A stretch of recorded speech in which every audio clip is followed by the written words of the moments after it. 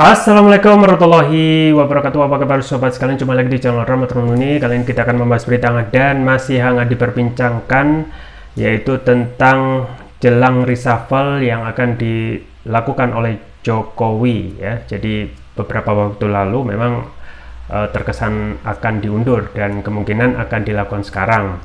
Dan setelahnya ternyata ada rapat dengan para ketum parpol ya yang diundang, dan Nasdem tak diundang.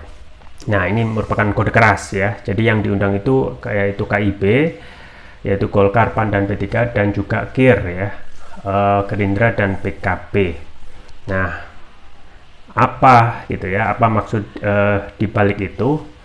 Nah, kita baca dulu sesuai yang dilansir oleh cnnindonesia.com. Langsung saja kita baca dan kita ulas. Jakarta, CNN Indonesia. Jokowi rapat dengan ketum parpol jelang reshuffle, Nasdem tak diundang. Presiden Joko Widodo akan menggelar rapat dengan para ketua umum partai politik jelang reshuffle kabinet.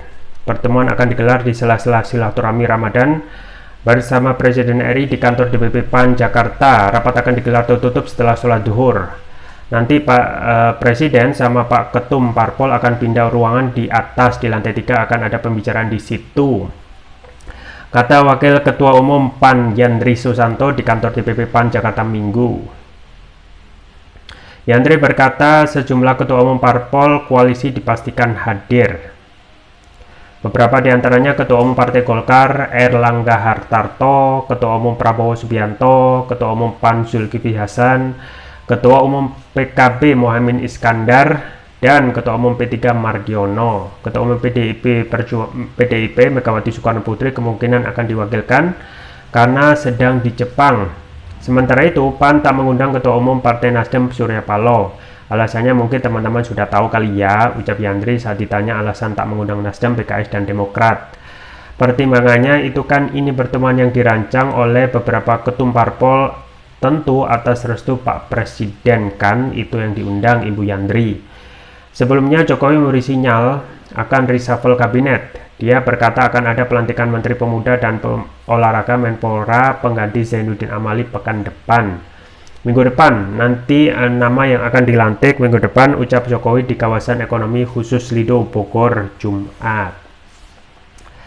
Ya, itu ya sobat sekalian terkait dengan perkembangan ya tentang koalisi, dan ini kemungkinan kode keras ya, sinyal akan ada pembentukan koalisi besar, karena yang diundang itu adalah dalam tanda kutip bentukan dari istana gitu ya, atas restu tentu saja istana ya. Sebutlah KIB ya, KIB itu isinya tiga partai, yaitu Golkar, PAN, dan P3, kemudian KIR Koalisi Indonesia Raya, Gerindra, dan PKB. Nah, diundangnya kelima partai ya, minus PDIP ya, kemungkinan di luar dari koalisi yang akan dibentuk ya. Kemudian juga Nasdem ya, Nasdem tentu saja kalau kita melihat konstelasi terakhir ya tidak mungkin ya akan dimasukkan koalisi istana, karena sudah masuk dalam koalisi Anies ya, atau koalisi perubahan yang isinya itu Nasdem, Demokrat, dan PKS. Dan kalau kita melihat semakin dekat dengan pendaftaran baca pres Oktober 2023, seakan masing-masing partai, terutama juga istana, bersiap ya untuk mengenjot siapa yang akan untuk memastikan ya siapa koalisi yang akan dibentuk ya. Nah, kemungkinan ya kelima partai tersebut yang ketua umumnya sudah dikumpulkan ya, yaitu Golkar ya, KIB, dan KIR ya. Jadi ada 5 minus PDIP, tentu saja minus PDIP. Megawati ada di Jepang, entah nanti itu akan ada perwakilan atau di luar dari koalisi yang akan dibentuk istana. Tentu saja Nasdem keluar ya, karena sudah membentuk koalisi sendiri dengan koalisi perubahan. Nah, ini menarik ya, karena akan semakin jelas ke depan tentang arah yang dilakukan oleh istana. Karena hingga saat ini ya kapal yang sudah siapkan sedari dulu, yaitu KIP yang isinya Golkar, PKB dan PAN, ya tidak kunjung mendeklarasikan atau menentukan siapa yang calon yang akan dideklarasikan. Pun juga KIR, ya, Koalisi Indonesia Raya, Prabowo dan juga PKB, yang dua koalisi ini itu saja sudah memenuhi syarat presidensial threshold untuk mencalonkan siapa yang akan dideklarasikan sebagai baca pres. Dan kemungkinan memang Pak Jokowi, ya, Presiden Jokowi memang terlihat masih menunggu keputusan dari ketua umumnya, yaitu Megawati Soekarno Putri, ya. Dan hingga saat ini memang selama, ya, sangat powerfulnya ketua umum PDIP yaitu Megawati Soekarno Putri, hingga tidak ada yang tahu siapa yang akan dideklarasikan dari kubu banteng tersebut, entah itu Ganjar Pranowo gitu, ya, atau Puan Maharani gitu, ya. Nah, memang Puan Maharani, ya, ada catatan hingga saat ini salah satu faktor yang menjadi belum dideklarasikan tentu saja adalah karena elektabilitas Puan yang tidak begitu moncer, ya, dipaksakan, ya, diusahakan kanan kiri atas bawah, tetapi memang Puan memang tidak begitu bisa, ya, belum bisa dinaikkan elektabilitasnya, ya, meskipun dipaksakan ataupun dengan memakai lembaga survei, ya, nggak mungkin juga gitu, ya, lembaga survei ujuk-ujuk meskipun sudah diplot untuk satu slot, ya, Puan Maharani di lembaga survei itu akan sangat kentara gitu, ya, kalau benar-benar mau menaikkan Puan sebagai, ya, minimal 3 besar gitu, ya, karena itu tidak akan terlihat alami gitu, ya. Dan saat ini yang benar-benar hanya masuk dalam lingkaran baca pres favorit yang selalu disebut dalam survei, ya, cuma 3 gitu, ya, Anies, kemudian Ganjar, dan juga Prabowo, ya. Jadi saat ini, ya, benar-benar sibuk Presiden Jokowi untuk benar-benar mempersiapkan siapa yang akan menjadi pengganti dirinya di 2024, ya. Jadi kita tidak pernah gitu, ya, mendapatkan presiden sesibuk ini, ya. Kalau kita melihat Presiden SBY sebelumnya, ya, biasa-biasa saja ketika akan jelang masa berakhir pemerintahannya, ya. Jadi di saat kondisi sekarang yang benar-benar orang fokus terhadap kasus transaksi janggal 349T, ya, terkesan tidak memberikan perhatian khusus, ya, tetapi keep moving, ya, tetap pada fokus siapa yang akan menjadi pengganti ataupun presiden selanjutnya, ya. Jadi masalah yang urgent, semua orang itu membicarakan tentang transaksi janggal atau tentang urgensitas bagaimana kondisi korupsi di Indonesia yang menggila, ya, tak bergeming gitu, ya, presiden, dan hanya menyampaikan untuk Pak Mahfud agar membuka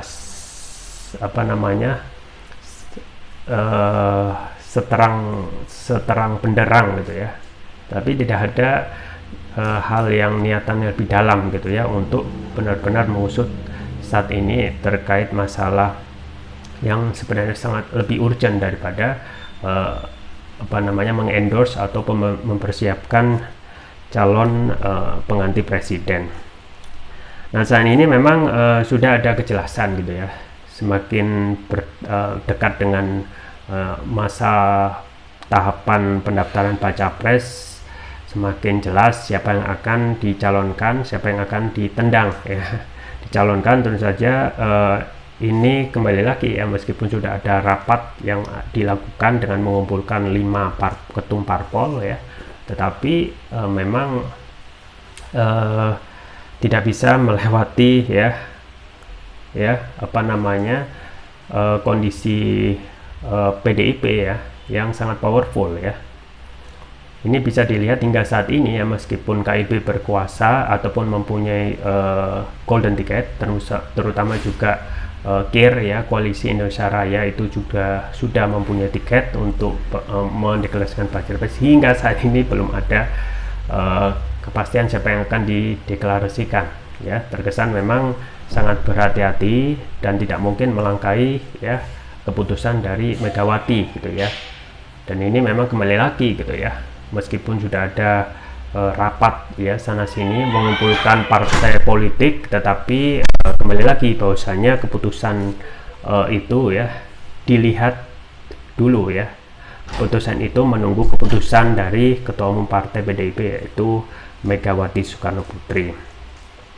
Dan ini kedepannya akan terlihat semakin kentara gitu ya. Siapa yang akan digandeng, siapa yang akan disolidkan, siapa yang akan ditendang. Dan jelang reshuffle ini ya kita juga pasti akan lebih jelas lagi, mengingat posisi Nasdem yang sudah tidak ada kepentingan sama sekali di koalisi pemerintahan ya. Jadi meskipun di awal-awal akan reshuffle di Januari gitu ya, sudah ada keinginan ataupun isu tentang reshuffle itu akan mengeluarkan Nasdem, tetapi itu sedikit diredam gitu ya, dengan mengundang ketua umumnya yaitu Surya Paloh ke istana gitu ya. Selama beberapa waktu tidak bertemu, akhirnya diundang ke istana ya, tentu saja untuk membicarakan tidak jauh dari masa depan Nasdem ya. Dan memang sudah ada penyampaian bahwasanya Nasdem tetap akan ya, meskipun sudah beranjak dari koalisi istana ya ke koalisi Anies atau koalisi perubahan, tetapi ya Nasdem tetap menyampaikan akan mendukung pemerintahan Presiden Jokowi hingga masa berakhir ya, masa pemerintahan. Dan tinggal bagaimana tentang nasib koalisi yang ada di istana ya. Jadi beberapa waktu yang lalu ya sudah ada tuh hal untuk menggoda ya partai yang kursinya juga besar yaitu Golkar ya, untuk bergabung dengan koalisi perubahan.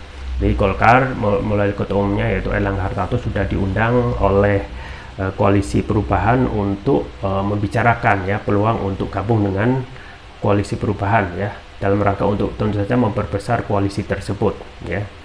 Dan tetapi memang Golkar ya tentu saja tidak secara gamblang akan bisa langsung memutuskan ya, karena kerah bajunya sedang dipegang oleh istana ya, sedangkan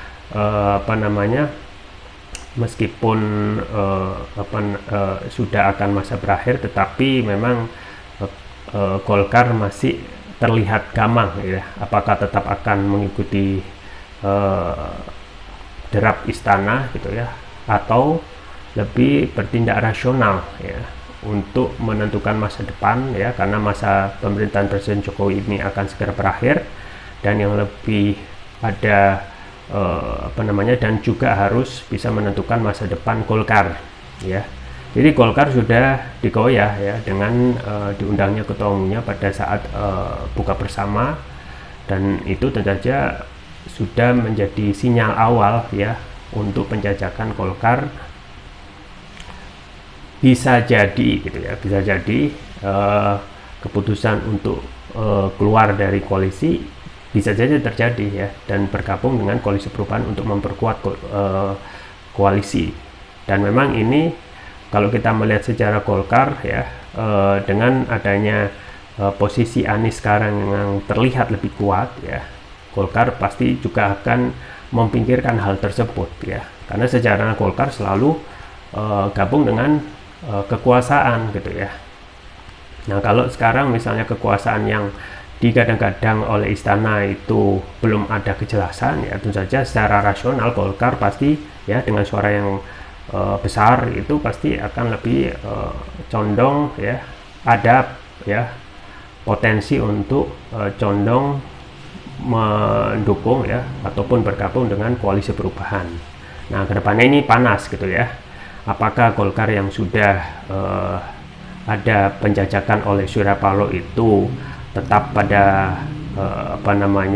pilihannya untuk tetap di koalisi istana yang tinggal beberapa bulan lagi, dan saat ini posisi Presiden Jokowi yang layaknya lemdak itu akan tetap akan bergabung di situ Golkar ya, atau lebih bersifat rasional gitu ya, melihat potensi kemenangan Anies Baswedan dengan adanya dukungan dari rakyat yang berjibun ketika melakukan safari politik, itu akan diambil dengan mendukung ataupun bergabung dengan koalisi perubahan.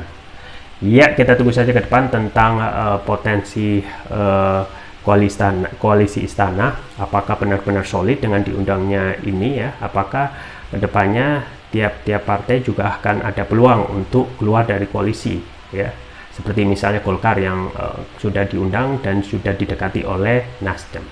Itu saja yang bisa saya sampaikan, semoga bermanfaat. Jangan lupa like, share, dan subscribe. Sampai jumpa lagi. Wassalamualaikum warahmatullahi wabarakatuh.